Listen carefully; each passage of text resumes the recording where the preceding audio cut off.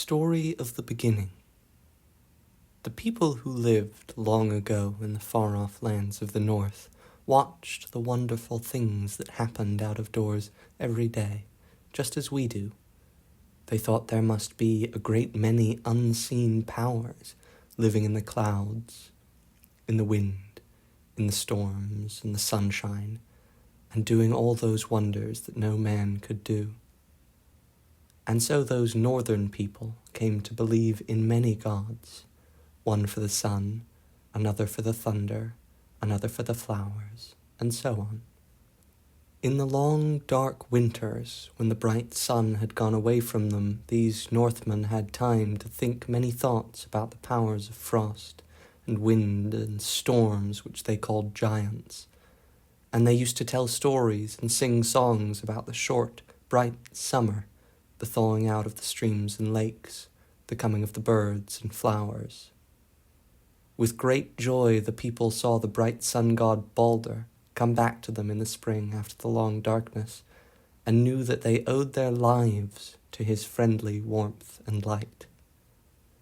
As we read the stories, or myths, told by those people long ago, we can see that they were meant to tell about the world around us. At first, the stories were told and sung from father to son, that is, from one generation to another. But later, when people learned how to write, these myths were written down and kept with great love and care. This is the story they told of the beginning. At first, before living creatures were in the world, it was all rough and without order. Far to the north it was very cold, for ice and snow were everywhere. Toward the south there was fire, and from the meeting of the fire and the cold a thick vapor was formed, from which sprang a huge giant. On looking about for some food, he saw a cow, who was also searching for something to eat. The ice tasted salt, and when the cow began to lick it, a head appeared, and at last the whole figure of a god stood before her. From these two, the giant and the god, came the two great races of giants and gods, who were always enemies to each other.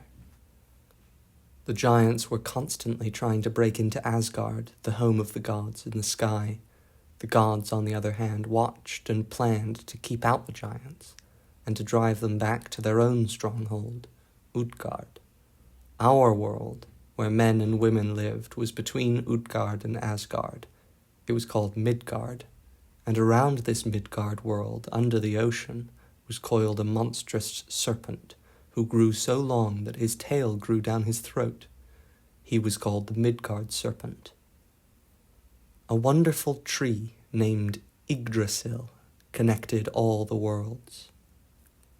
This great ash tree had its roots in Utgard, and the tops of its branches reached up so high as to overshadow Asgard.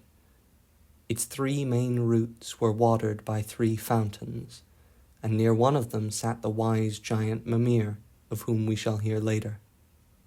The Norns, three sisters, also lived at the roots of Yggdrasil, and were careful to see that it was watered every day. A little grey squirrel was always running up and down the tree, jerking his tail and hurrying to tell the news to everyone along the way. He was so anxious to be the first one to carry the news that many times he brought trouble to himself and to others, because he was not always careful to tell a story just as he had heard it. And often, everyone would have been happier if the squirrel had kept the story quite to himself. The gods and goddesses altogether were called the Aesir, and the chief and father of them all was Odin. His lofty throne rose high in the midst of Asgard, the sacred city which the gods had built for their beautiful home. From Asgard, arching over and down to the lower world, was a rainbow bridge called Bifrost, the Trembling Bridge. Upon this, the dwellers in Asgard could travel every day, all except the mighty Thor. His thunder chariot was too heavy for the Trembling Bridge, so he had to go around a longer way.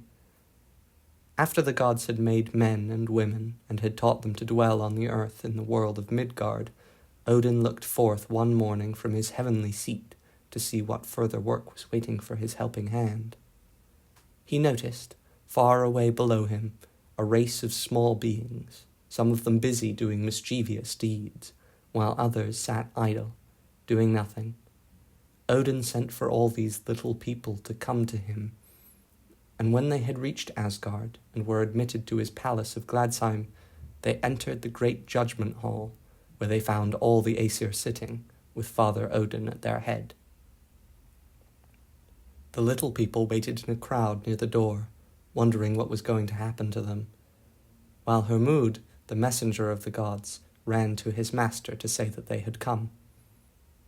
Then the Allfather spoke to the little dwarves about their evil deeds among men, and he told the naughtiest ones that they must go and live down underground and look after the great furnace fire in the middle of the earth, to keep it always burning.